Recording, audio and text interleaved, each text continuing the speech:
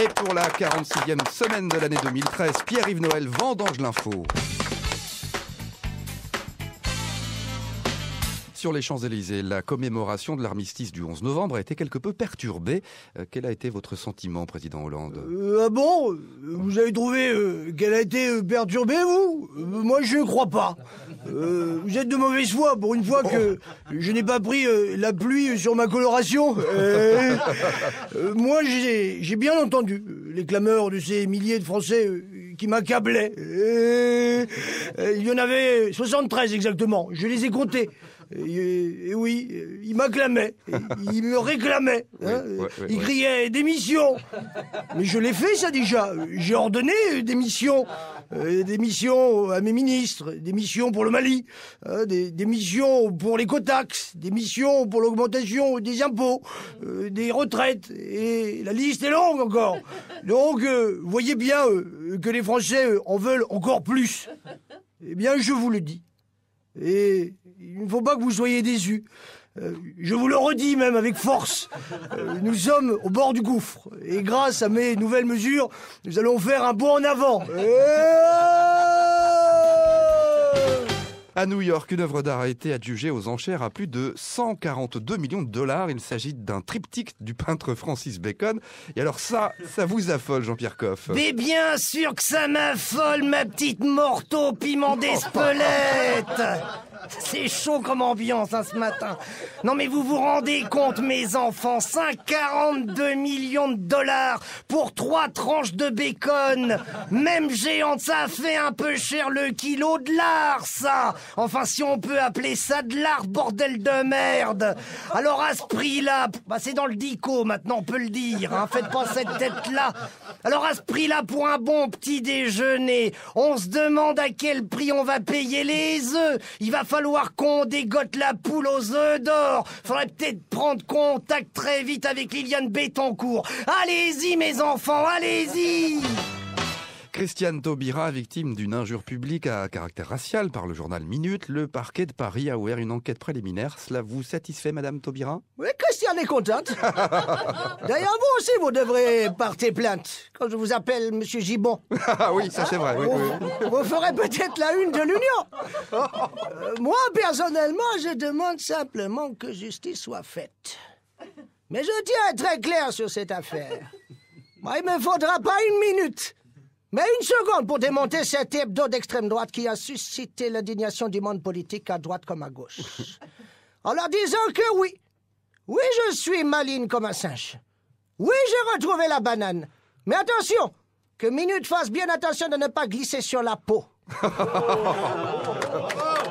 Car croyez-moi, noir c'est noir, c'est moi qui ai le pouvoir.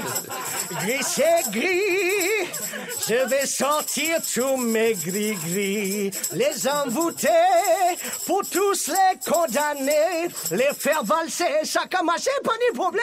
Bravo.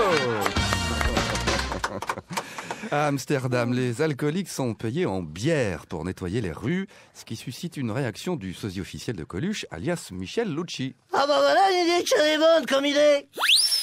Mais attention, hein, c'est que chez les autres, parce que chez nous, en France, c'est plutôt le contraire, tu vois. Hein, c'est les hommes politiques qui touchent des pots de vin pour pas être dans la rue. Hein? Il y a du trucage, hein. Et quant à Jean-Marc Ayrault qui dit que rien ne l'impressionne, eh ben qui se rassure, Ayrault, hein? Il nous impressionne pas non plus. Et hop là, circulez, y a rien à voir. La vendange de l'info, première partie. On se retrouve dans une heure. À tout à l'heure. C'est toujours la 46e semaine de l'année 2013 et Pierre-Yves Noël vendange encore l'info. Une loi commune en Union européenne va faire que les étrangers qui roulent vite sur les routes de France subiront le même sort que les résidents français et réciproquement. Est-ce que vous êtes favorable à cette loi, Olivier de Benoît ? Oui. Ou plutôt non. Oui. Finalement, je m'en fous. À mon avis, le plus important, c'est d'être plus psychologue. Lorsqu'on vous annonce le décès d'un proche victime d'un accident. Oui. Alors soyez plus précis, s'il vous plaît. Tiens, par exemple, l'autre jour, on a sonné à ma porte. Et un policier m'a dit tout de go, votre belle-mère vient de se faire aplatir par un poids lourd. Qu'est-ce qu'on en fait? Eh bien, je lui ai répondu, glissez-la sous la porte. Bon, d'accord. C'est pas convaincant, ça, quand même. Oui, vous avez raison, on était 4 à la tirer, elle n'a pas pu passer sous la porte. Le parvis de la gare du centre-ville de Reims qui a été baptisé Esplanade de François Mitterrand avec une faute d'orthographe puisque Mitterrand ça s'écrit avec 2 R à tel point que le député Robinet en rit encore. Alors qu'est-ce qui s'est passé Madame Hazan? Oui, eh bien, je vais vous l'expliquer brièvement. Voilà. Selon mon habitude... Non, ne partez pas, restez avec moi. En effet, si nous avons fait supprimer un R à Mitterrand, c'est que notre budget ne nous le permettait pas et que donc cela nous a fait faire une importante économie sur le budget global de la mairie. Et je dis bien des choses au député Arnaud Aubinet. Non, c'est pas Aubinet, c'est Robinet, Madame le maire. Oui, je sais. Mais comme il s'est moqué de cette situation et qu'il ne manque pas d'air, je lui ai pris le sien pour ajouter à celui de Mitterrand qui n'en avait plus. Voilà, je ne quand même pas aller jusqu'à rebaptiser la fontaine Subé place d'Erlon fontaine Robinet tout de même. À Reims, Michel Drucker était au Jardin des Arts pour présenter son nouveau livre « De la lumière à l'oubli », ce qui a inspiré Johnny Hallyday qui lui dédie ce petit refrain. Et j'en l'appelle l'idole des vieilles, le Jeanne Calment de la télé, le cire-pompe, le violoncelle, du canapé fripé, du canapé fripé.